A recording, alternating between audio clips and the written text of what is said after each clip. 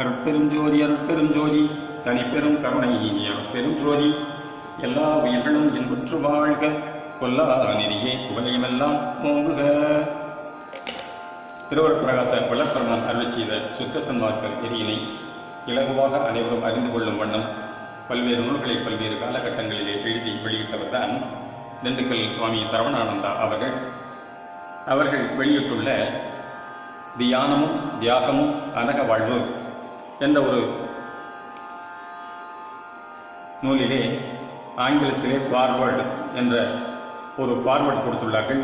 அது தற்பொழுது அன்பர்களின் தகவலுக்காக ஒலி வடிவிலே இங்கு தரப்படுகின்றது. நூலின் பெயர் தியானமும் தியாகமும் அனக வாழ்வு ஃபார்வர்டு. திஸ் புக் styled தியானமும் தியாகமும் can be put in English, meditation and divine liberality. This is intended for the upliftment of the whole humanity through a practical life of inner devotion and egalitarian philanthropy. The mankind is created for the higher purpose of divine realization, by which alone every man is to be gifted with a real eternal blissful life in this world. To some extent, this truth of our life's intention has come to light in us now. The grace of God itself is enlightening our mind and attracting ourselves to the higher plane from where the blessed life of bliss is to blossom. What is to be meditated? To lead the worldly life successfully, we must undertake our work with steady, concentrated mind and follow diligently until the goal is reached. Since our real goal is God Almighty, we have to choose a right path shown out by some master of that divine realization. Such a divine master is Thiruvaruppragasa of Vadalur or Ramalinga Vallalar, through whom the highest goal for the whole mankind is sponsored. His path of harmony grace enables to help all people to lead a life of divine grace under one world community. He has realized the one God of harmony grace as ruling from the soul abode of each and every person.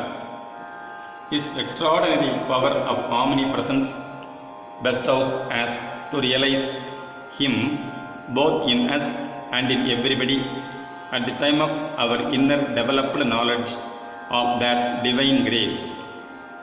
Though He pervades everywhere, His presence is to be practically experienced from a particular point in the midhead of the physical bodily being of ourselves.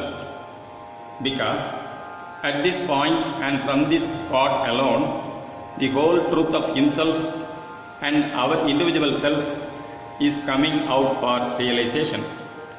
Hence, we have to set our mind at this divine point and contemplate upon it so long as we feel and become itself. This contemplation of the inner divinity is to be fulfilled by regular meditation at some suitable time daily. This meditation should be developed along with the pure mind, bereft of sensuous longing and hatred. In due course, we will realize that the real man and his mind are the same product of the inner divinity itself, or the supreme God Himself. Without knowing this true meditation and its real value, sensuous men of different mental faculties and even the religious minded people of the world are not progressing well towards the goal set for them. This small book of real meditation and its all-round great effective benefit is a must to be to the people of all times and climes.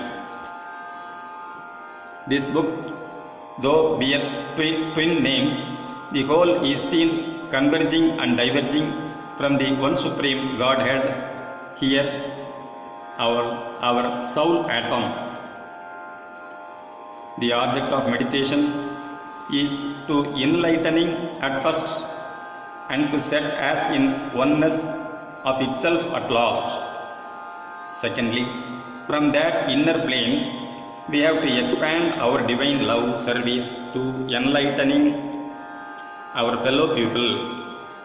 Same is the work of God Almighty, set out from the innermost of all. These universal activities are for our highest benefit of eternal blissful life.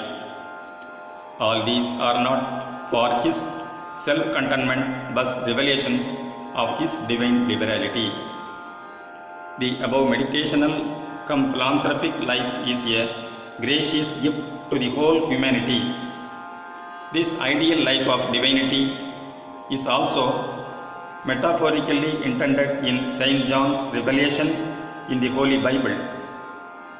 It is said that those who receive the mark or the divine number 666, that is 666, on their foreheads and right hands will get salvation in the end. The truth is this: a person living in God holds himself in a soul abode at the head center, and at the same time he is extending his helping hand to the fellow people coming around him. Thus, a person leading a divine life from the innermost is getting gradually the omnigracious inner light to fill and make his whole being blissful and immortal. This unique theme will established now through the Saint Ramalingam, and the angers will to one on all. This unique theme will established now through Saint Ramalingam, and angers will to one on and all. With the above higher intention, our aspiring souls are taking part in the evening prayer worships, especially on Sunday evening when the meditational session is conducted regularly.